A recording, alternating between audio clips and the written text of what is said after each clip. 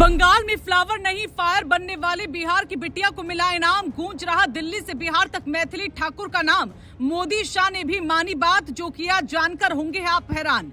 न महुआ मोइत्रा सोच सकी, न साइनी घोष सकी जान। बिहार की बिटिया ने जमाया लोगों के दिलों पर राज। बनाया ऐसा भौकाल, जिस नेता ने लिया था पंगा उसकी हो गई हालत खराब। अमित शाह ने भी मैथिली ठाकुर से पंगा लेने वाले विधायक को दिखाया मंत्रिमंडल से बाहर का रास्ता।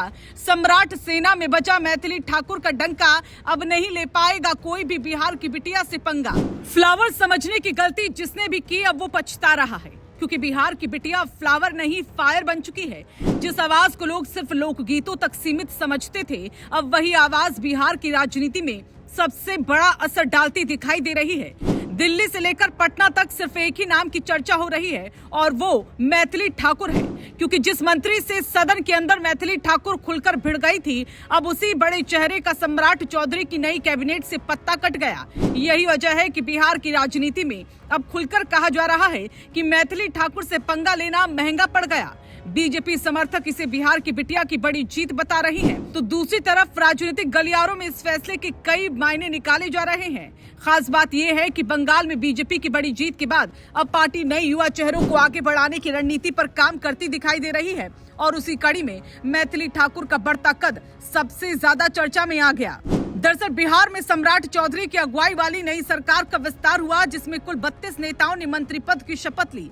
बीजेपी कोटे से 15 मंत्री बनाए गए, जबकि जेडीयू से 13 नेताओं को जगह मिली। इसके अलावा सहयोगी दलों को भी प्रतिनिधित्व दिया गया। लेकिन सबसे ज्यादा हलचल जिस नाम को लेकर मची वो मंगल पांडे का था, क्योंकि बीजेपी के इतने बड़े चेहरे को इस बार मंत्रिमंडल में जगह नहीं मिली। मंगल पांडे लंबे समय तक स्वास्थ्य मंत्री जैसे अहम विभाग संभाल चुके थे और बिहार बीजेपी के बड़े नेताओं में गिने जाते थे, लेकिन नई कैबिनेट में उनका नाम गायब देखकर हर कोई चौंक गया। यही वजह है कि अब इस पूरे घटनाक्रम को सीधे मैथिली ठाकुर से जोड़कर देखा जाने लगा। बता दें, इसी साल विधानसभा के बजट सत्र में बीजेपी विधायक और मशहूर लोक गायिका मैथिली ठाकुर ने अपने क्षेत्र के अस्पतालों की बदहाली का मुद्दा जोरदार तरीके से उठाया था।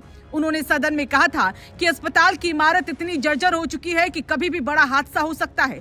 छत से प्लास्टर गिर रहा है, दीवारों में दरार है और मरीज डर के माहौल में इलाज कराने को मजबूर है। मैथिली ठाकुर ने यहां तक सवाल उठा दिया था कि जब हर साल स्वास्थ्य बजट बढ़ रहा है, तो फिर अस्पतालों की हालत क्यों नहीं सुधर रही। उस वक्त सदन में उनकी आवाज सबसे ज्यादा गूंजी थी और सोशल मीडिया पर भी लोग खुलकर मैथिली ठाकुर की तारीफ कर रहे थे। जब तत्कालीन स्वास्थ्य मंत्री मंगल पांडे ने जवाब दिया, तो मैथिली ठाकुर उससे संतुष्ट नहीं हुई। उन्होंने सदन में ही दोबारा हस्तक्षेप करते हुए साफ कहा था कि उनके इलाके के अस्पताल का मामला सालों से फाइलों में घूम रहा है, लेकिन जमीन पर कोई काम नहीं हुआ। उन्होंने कहा था कि कागजों पर सब ठीक दिखाया जा रहा है, लेकिन हकीकत इससे बिल्कुल अलग। मैथिली ठाकुर के लगातार सवालों से सदन का माहौल भी गरमाया था, और उसी दिन से बिहार की राजनीति में ये चर्चा शुरू हो गई थी कि अब बिहार की बिटिया सिर्फ गाना नहीं गाएगी, बल्कि जनता के मुद्दों पर खुलकर आवाज भी उठाएगी। अब जब सम्राट चौधरी की नई कैबिनेट बनी, तो मंगल पांडे को जगह नहीं मिली, तो इस पूरे घटनाक्रम को उसी विवाद से जोड़कर देखा जाने लगा। इधर सोशल मीडिया पर भी मैथिली ठाकुर को लेकर जबरदस्त माहौल बना हुआ है। समर्थक खुलकर कह रहे हैं कि बिहार की बिटिया ने दिखा दिया कि वो फ्लावर नहीं बल्कि फायर हैं। कई लोग तो महुआ मोइत्रा और साइनी घोष जैसे नेताओं का नाम लेकर भी तुलना कर रहे हैं और कह रहे हैं कि मैथिली ठाकुर ने बहुत कम समय में जनता के बीच अलग पहचान बना ली है। हालांकि बीजेपी की तरफ से आधिकारिक तौर पर ऐसा कोई बयान नहीं आया कि मंगल पांडे को हटाने के पीछे यही वजह रही, लेकिन बिहार की राजनीति में चर्चाओं का बाजार पूरी तरह गर्म है।